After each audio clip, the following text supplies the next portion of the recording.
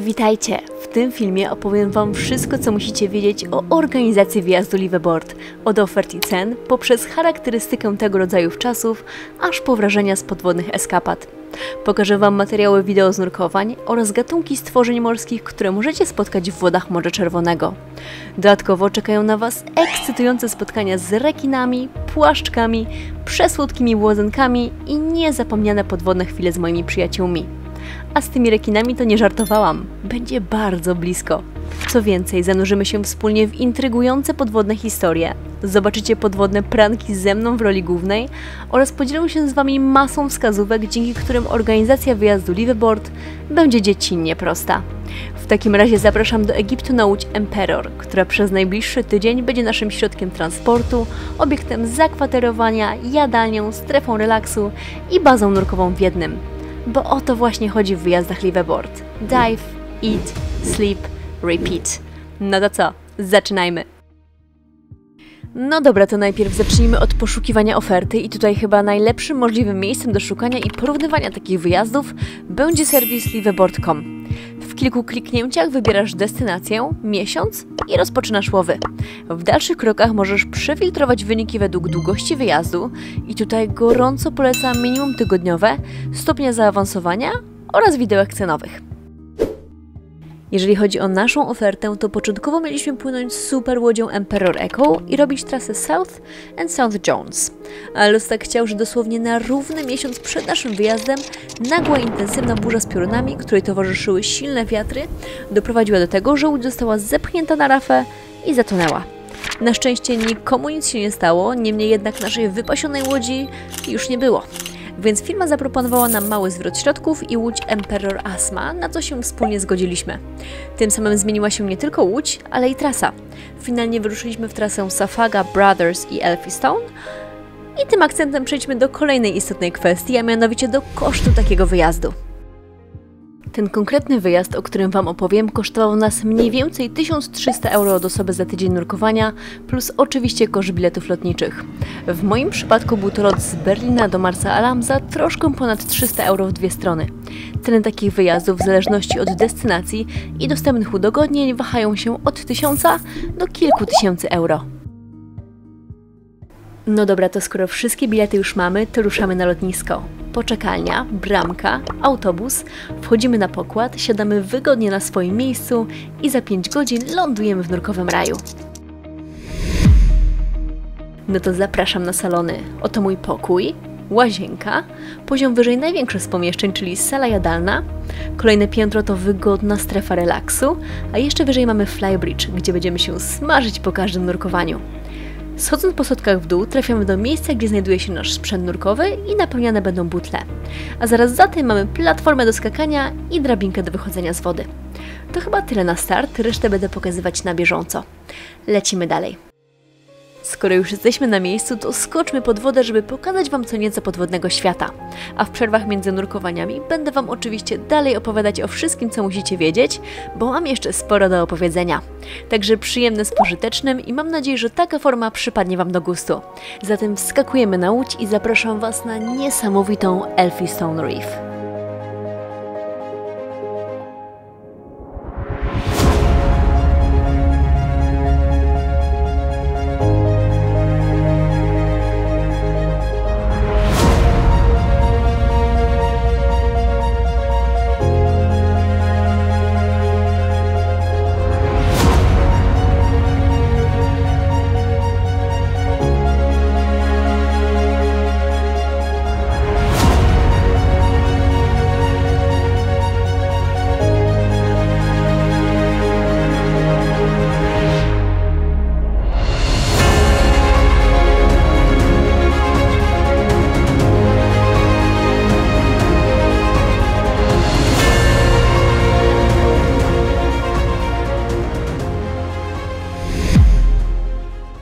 Właśnie po pierwszym dive'ie było bosko.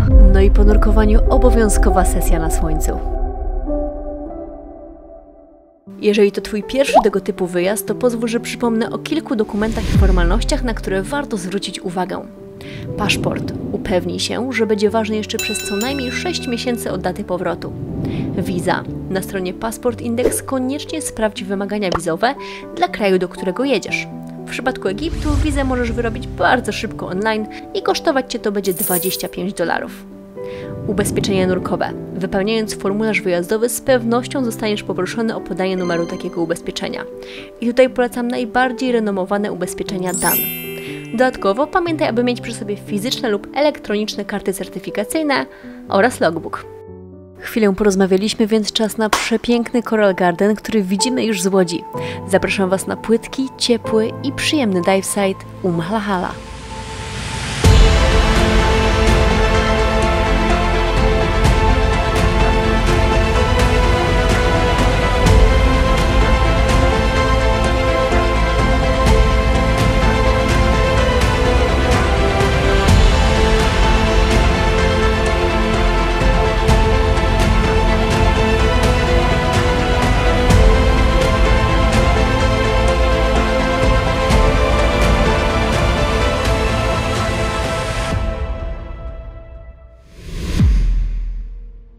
Większość statków oczywiście oferuje możliwość wypożyczenia sprzętu nurkowego, ale jeśli masz taką możliwość, to zachęcam do zabrania swojego.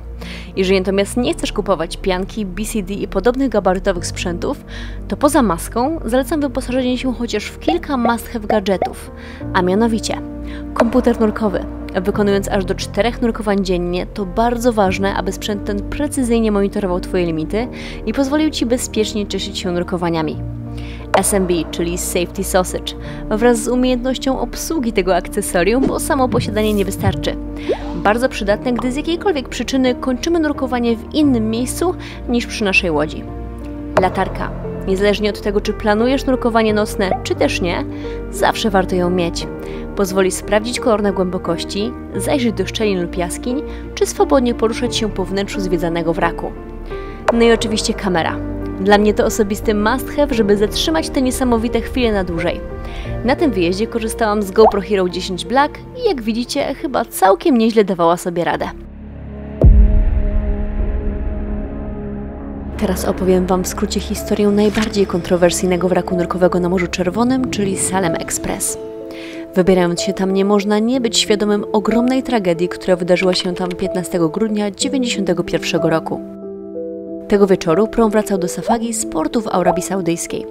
Jednostka była mocno przepełniona setkami pielgrzymów wracających z Mekki, a ich liczba według różnych szacunków waha się od 600 do nawet 1600 osób.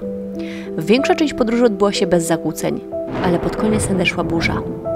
Kapitan celem skrócenia podróży postanowił skrócić trasę i obierając zły kurs, skierował prom na rafę pomiędzy Hindman Reef a wybrzeżem.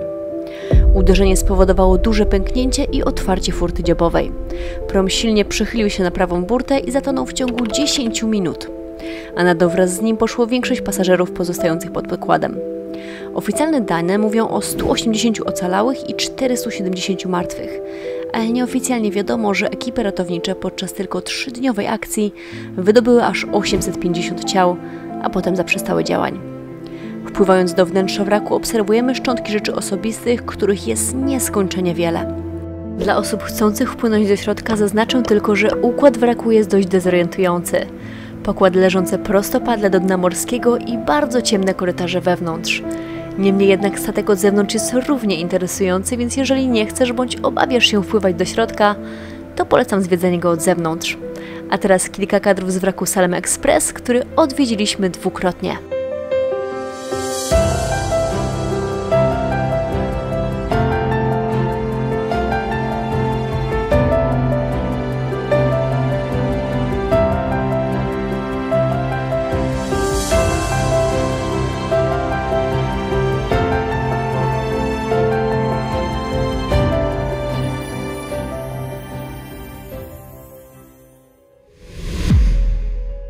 Pakowanie na wyjazd Liveaboard wymaga starannego przygotowania, aby mieć pewność, że po wypłynięciu z portu mamy wszystko, czego potrzebujemy. Kwestię sprzętu poruszyłam wcześniej, więc teraz wspomnę o kilku pozostałych rzeczach, które uważam, że są warte zabrania. Po pierwsze, pamiętajcie, żeby nie brać za dużo ubrań, bo nie będziecie ich potrzebować. Ulubioną częścią garderoby większości uczestników jest zwykle ręcznikowe poncho, które jest absolutnym hitem i must have takiego wyjazdu. kilka kostiumów kąpielowych, bo będziecie mokrzy co najmniej kilka razy dziennie, a uwierzcie mi, przyjemniej jest szykować się na nurkowanie na sucho. Tabletki na chorobę lokomocyjną. Jeżeli wasz błędnik czasami szaleje, to koniecznie weźcie paczkę ze sobą. Dla dłuższych włosów koniecznie porcja odżywki, bo włosy po słonej wodzie potrafią płatać figle. Krem UV i okulary przeciwsłoneczne. Błękitne niebo i mocne słońce to norma w Egipcie, więc opalajcie się rozważnie i chroncie skórę i oczy. Trochę gotówki, żeby na koniec móc zostawić napiwek, który dla większości wyjazdów jest obowiązkowy. Dodatkowo polecam zabranie małej gry typu Doble czy Uno, kupa śmiechu gwarantowana. Liveaboard spełnia też nasze podwodne marzenia i tak też było w przypadku mojej przyjaciółki Ali, która w dniu swojego 100. nurkowania stanęła oko w oko z rekinem. A ja nie mogłam być szczęśliwsza, towarzysząc jej w tych niezapomnianych chwilach. Zapraszam na dive site Big Brother.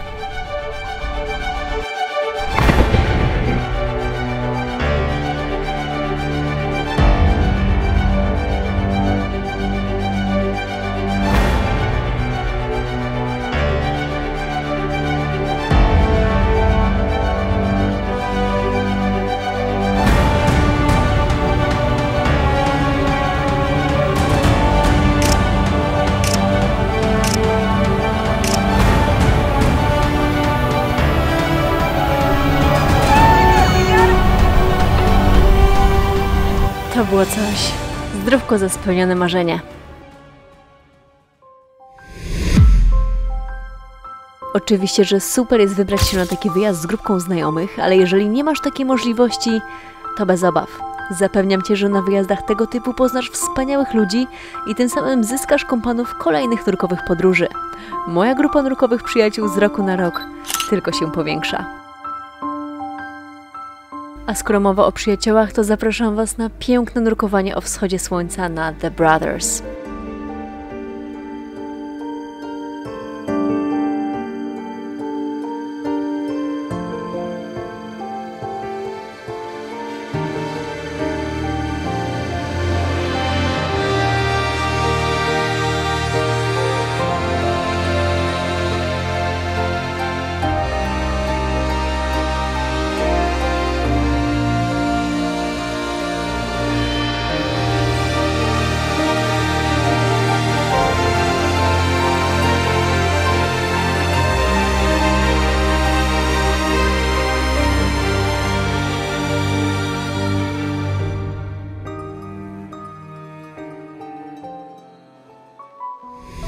Co jest, a co nie jest w cenie.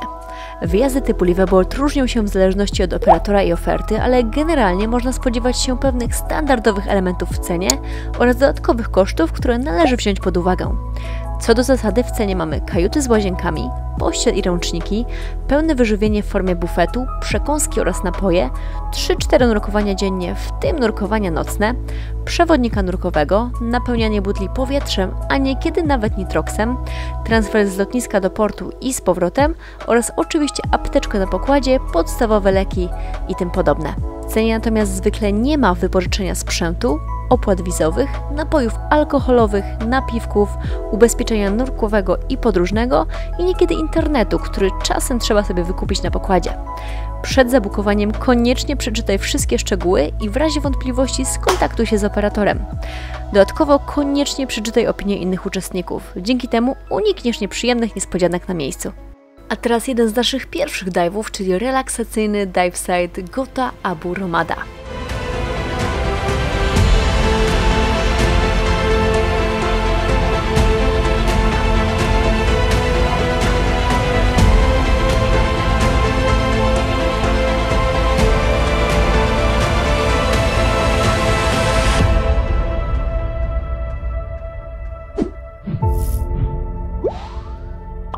I na koniec ciekawska ośmiornica. Po obejrzeniu dokumentu My Octopus Teacher te niesamowite stworzenia wzbudzają we mnie jeszcze większy zachwyt i intrygują na każdym kroku. Dokument ten oczywiście jak najbardziej polecam i przy okazji podzielę się z Wami kilkoma ośmiornicowymi ciekawostkami, które nie przestają mnie fascynować. Posiadają one 3 serca i niebieską krew. Mają łącznie 9 mózgów, które mogą działać niezależnie, potrafią zmieniać kolor, teksturę i kształt swojej skóry, potrafią zregenerować utracone ramiona, rozwiązywać skomplikowane zagadki, otwierać pojemniki z zakrętkami oraz naśladować inne stworzenia morskie. Tych ciekawostek, uwierzcie mi, jest o wiele więcej, więc jeśli ciekawi Was ten temat, to koniecznie poczytajcie więcej. No to teraz pora zalogować nurkowanie, chwilkę się wygrzać, sprawdzić nitrox przed kolejnym wejściem do wody i... Teraz jeszcze pokażę Wam, jaki kawał wywinęła mi moja ekipa. Wierzcie bądź nie, ale podczas nurkowania zebrali wszystkie dostępne SMB i przystroili mi niczym choinkę. Nie wiem jakim cudem, ale nie czułam tego ciężaru i zorientowałam się dopiero wychodząc po drabince. Śmiałam się chyba jeszcze przez godzinę po wyjściu z wody. Po prostu epickie.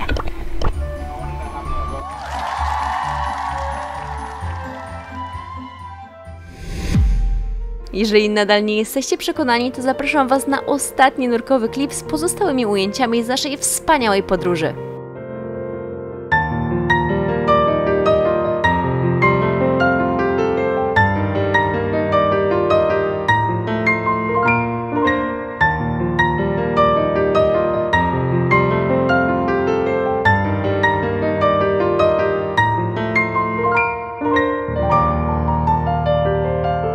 A tutaj kadr z ostatniego nurkowania naszego wyjazdu i gigantyczna płaszczka. I to by było na tyle. Mam nadzieję, że mój przewodnik zaspokoił Waszą ciekawość i być może zachęcił do takiego wyjazdu. Jeżeli macie jeszcze pytania, na które nie odpowiedziałam w tym materiale, to koniecznie dajcie mi znać w komentarzu. Mój kolejny wyjazd Liveaboard to Malediwy, więc zostawcie mi info w komentarzu, czy też reflektujecie na podobny film lub podzielcie się swoimi wskazówkami w tej kwestii. Bardzo dziękuję za wytrwanie do końca, pozdrawiam serdecznie i widzimy się już niebawem.